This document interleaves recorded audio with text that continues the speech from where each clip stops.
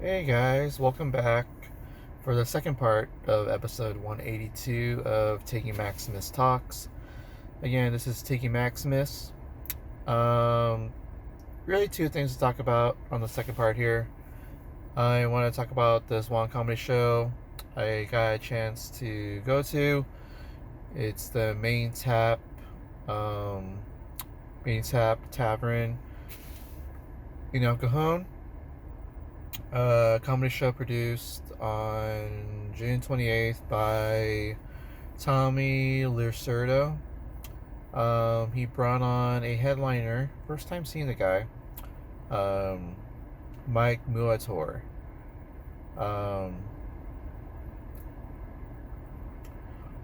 I also did manage to see the guy before him. It was first guy I saw. This guy, it was Matt Walker.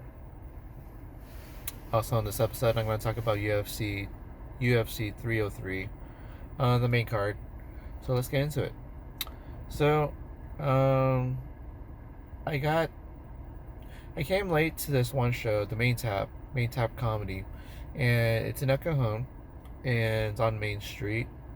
And what's interesting is that this place, Main Tap Tavern on Main Street in El Cajon, it you could actually watch UFC fights there and WWE premium live events there actually. So that's actually a nice place to do comedy, much less watch anything there. Um, so it's a really good bar. Um, I wouldn't mind going back again. I'll keep tabs to see when the show is going to be there. Tommy did tell me that he is trying to plan on doing the show more on Saturdays than on Fridays, but it's just whatever was given to Tommy. But overall, there was a patio in the back where the show is conducted, and I got to see two of the comics at least. The people who were on the show before I showed up was Justin Dante. I haven't seen him perform yet, I don't think. And then Chuck Foster, I've seen him quite a few times. Ash, Ash Menta, he was on there. I've seen him once before. We got reacquainted after the show. Corey Ryan, I've seen him quite a few times. Good seeing him. Um, yeah, Chuck Foster, Corey Ryan, Ash Menta, uh, Tommy Lacerdo. Um, and one point, I'll see Justin Dante at some point. So I'll keep tabs to see when he's performing, and you know, I'll introduce myself the moment I see him. So I'll keep tabs. Most likely, he might be on Tommy's show again. Probably. I want to see what his comedy is like, since I guess he's one of the local comics here. So most likely, I'll probably run into him very soon. Um, so I got to see Matt Walker. I got a few laughs. He did talk about Star Wars, Comic Con, I think, in his set. Um, so the crowd that I saw, half of the crowd that was on the patio was comics, including, um, and then the other half, I believe, there were a few that were not comics. There's probably 3, 4 guys in one table across the patio for me. And then there was this one couple that sat to the left of those 4 guys, and then there's myself. I sat closer to the stage of where the comics were talking, and I guess you could say I was the closest to the comics. Um, uh, I did see a tray of shots, and I think Tommy Lacerda had called for it. It must have been established that that was the case before I showed up, because there was a tray right there, and Tommy wanted me to actually have the actual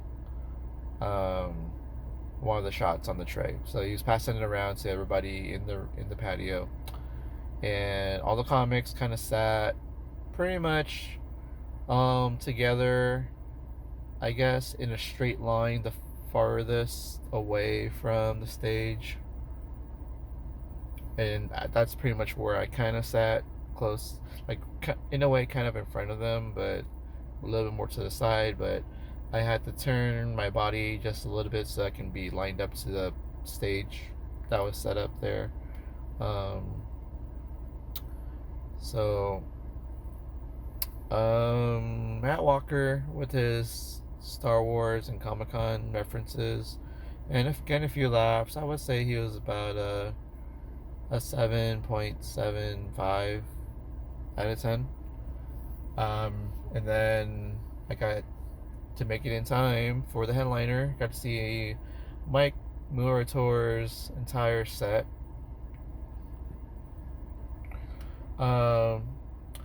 He's an interesting guy, very intense with his comedy, and he talked about basically a lot of women that he has sex with: homeless women, older women, women of his same age. I think he might have talked about transgender women. Um, he talked about greasing up. Did some crowd work with the couple that was in the crowd. Did some crowd work with some of the comics. So it was pretty intense.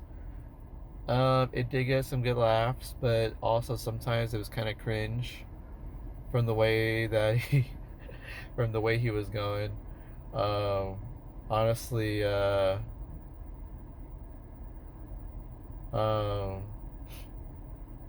I was like pretty much like very curious as to how um, this set was gonna go. It did appear to be a very, very intense set, and honestly, I'm very sure this was probably the right crowd to kind of do that set in.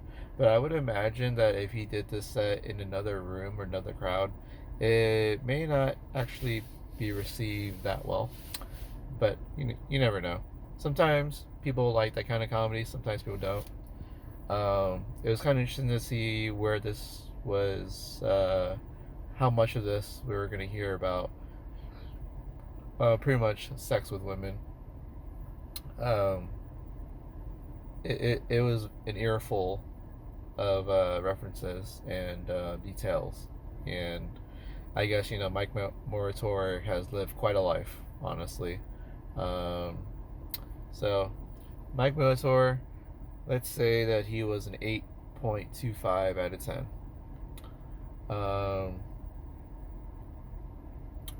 So let's swing over to UFC 303, my last topic on the second half of this episode, and you guys can go about your business.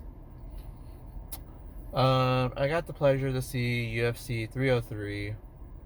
The main event was a light heavyweight championship match between your light heavyweight champion Alex Pereira, the modern day boogeyman, Puatan. He got to defend his title in a rematch with Jerry Prochazka, who wanted to prove that the first time was a fluke, and this time he was going to give Alex Pereira a run for his money. Unfortunately,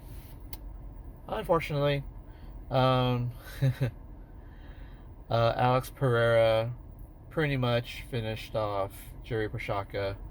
Not only did he knock him out at the end of the first round, but the round ended, so the fight technically hasn't ended yet. But he clocked him, and down goes Jerry Prochazka. But that was the end of the first round. But 15 seconds into the second round, head kick by Alex Pereira. Down goes Jerry Prochazka once again. And then the ensuing ground and pound, and referee called it.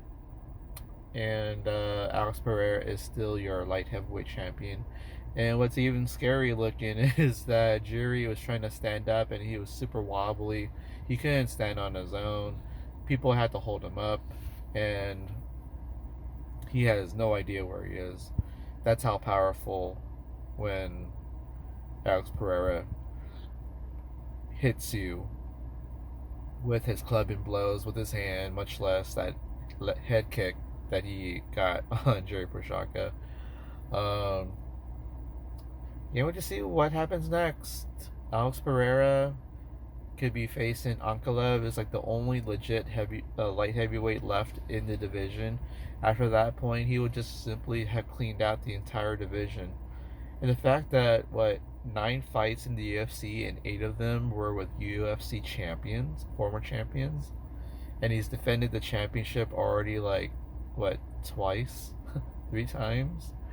So the only time he ever got defeated was in a rematch with Israel Adesanya, and honestly, Israel Adesanya should probably just stay with that one victory at the end of their rivalry and just stay with that. Don't need to try to even the series. Even though he lost to Alex 3 times, 2 in kickboxing, 1 in the UFC, but the fact that Israel Adesanya finally got that one on Alex Pereira, yeah, if I was Izzy, I probably would just stick with that one victory. Israel Adesanya is fighting Dricus Duplessis very soon. I believe that's going to be UFC 305 in Perth, Australia. So I think that's like August 17th or something. So we'll see.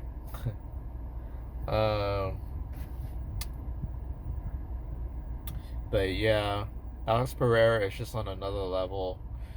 It's just amazing how he just keeps evolving. He just gets more scary. I can only imagine that if Ankalaev is the only guy left at light heavyweight that he hasn't fought yet, and then if he does get through Ankalaev, he has a choice of one of the 2 heavyweight champions. The interim champion, Tom Aspinall, who does have a fight with Curtis Blades. They're going to run that back because Tom Aspinall, he tore his ACL 15 seconds into the fight with Curtis Blades, and Curtis Blades won by technically TKO. But they're going to run it back. I'm pretty sure Tom Aspinall will beat Curtis Blades, get that win, get that loss off of his mind, avenge that loss, and prove that he's the much better fighter between the 2. And then possibly face Alex Pereira in a super fight between the light heavyweight champion and the interim heavyweight champion. And if that doesn't happen, there is that super fight with John Bones Jones, the heavyweight champion of the UFC. Assuming he gets by Stipe Miocic and, possibly thinking about retirement after that fight. It's kind of a legacy fight to defeat the greatest of all time at heavyweight, Stipe Miocic. We'll see what happens with that. The other fight before that, it was Diego Lopez versus Dan Ige.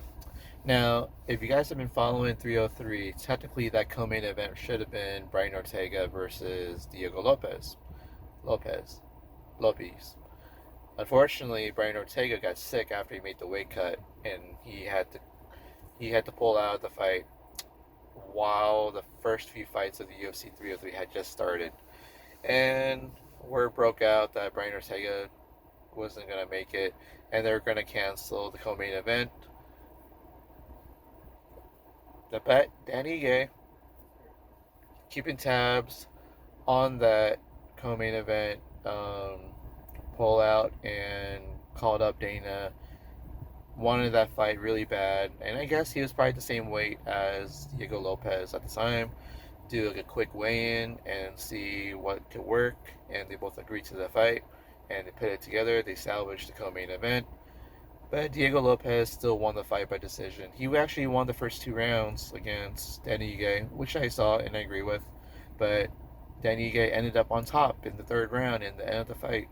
But unfortunately, Dan Ige did not win any points in the first 2 rounds, and it was obvious that Diego Lopez had already had scored those first 2 rounds. And even though he gave up the 3rd round, but he still won the fight overall by decision. So, but kudos for Danny Ige and Diego Lopez for not only accepting the fight, but you know, salvage a fight and still save that spot on the card. And I'm pretty sure they'll get some compensation for doing so.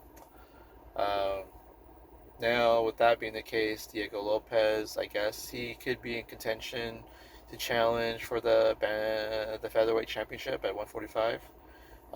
Ilya Taporia is going to be fighting probably Max Holloway next. Um, Maybe there's a fight with Sean O'Malley, or it could be a fight with Islam Makhachev. So, a lot of choices there. But good victory for Diego Lopez, and see what's happening next. And he could be fighting for gold next. Uh, so then there was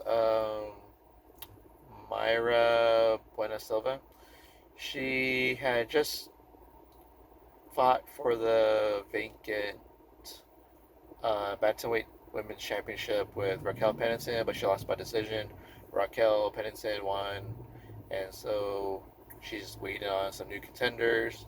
Could be Juliana Pena, could be Kayla Harrison, and now you can add in um, Macy Chiasson. So she just fought Buena Silva and delivered a vicious elbow. It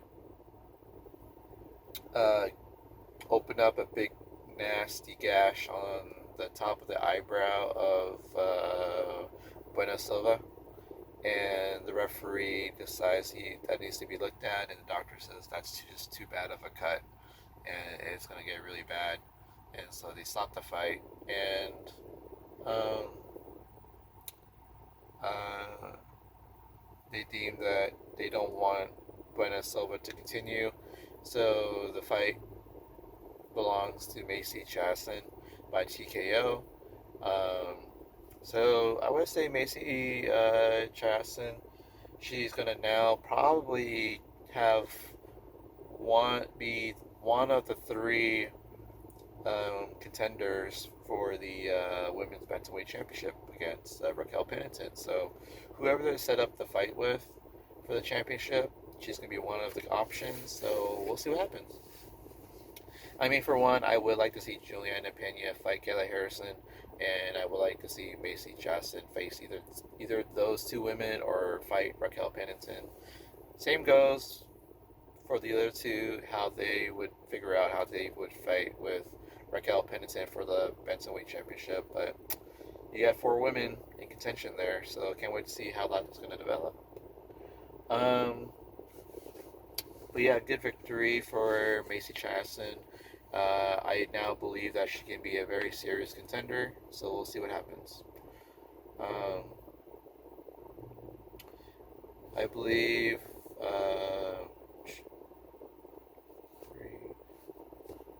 there was also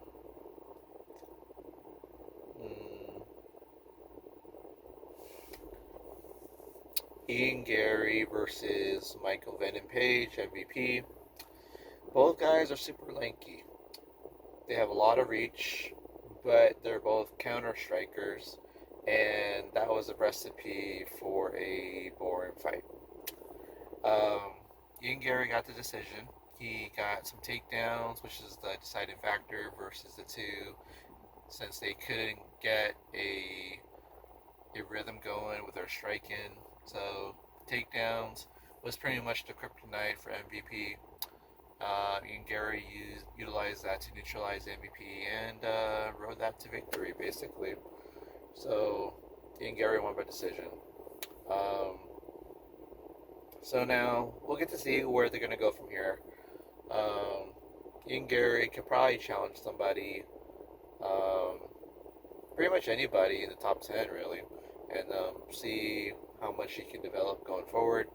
But I don't know how much of a ceiling he might have. It could be very soon, very short, or he could still technically contend with the best of the best at 170. That remains to be seen.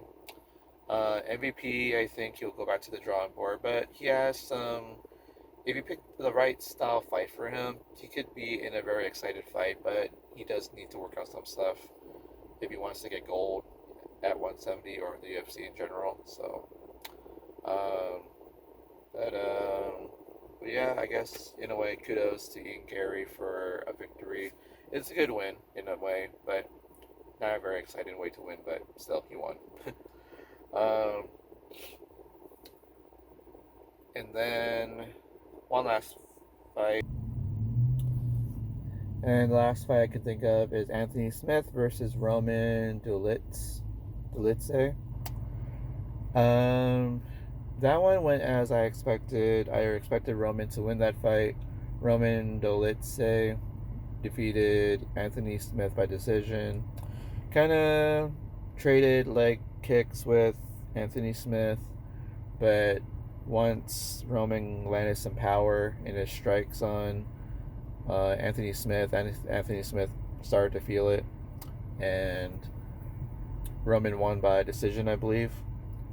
I wasn't too surprised because, in a way, Anthony Smith has been juggling duties between broadcasting and fighting, so I didn't really feel that he'll be fully focused on this fight, and since he's juggling between the two.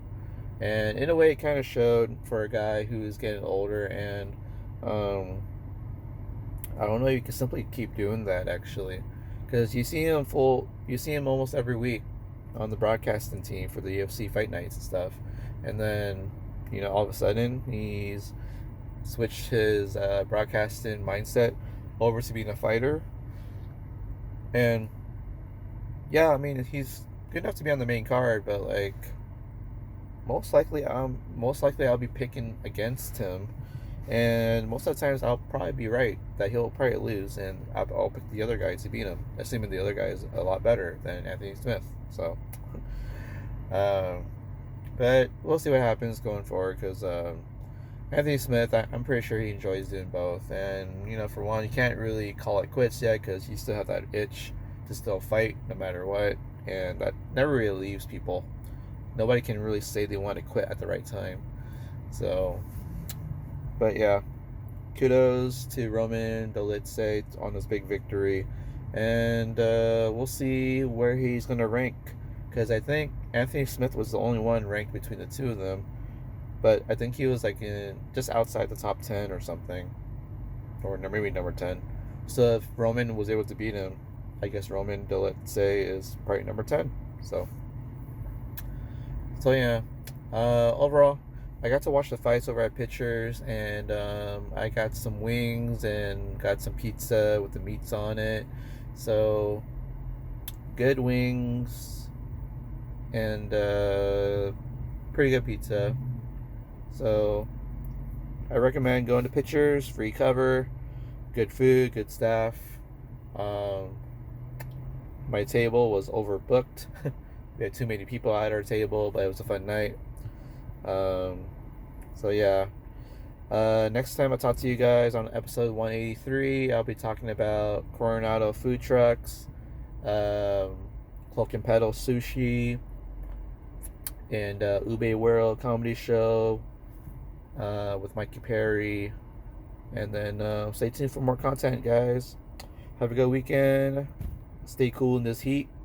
There's a heat wave going on in California and SoCal, especially San Diego. And just keep tabs and listen to me talk about food, comedy, and sports. Alright, guys. Talk to you guys later. You know the saying goes. Boom. Tiggy Maximus signing off. baby. Later, guys.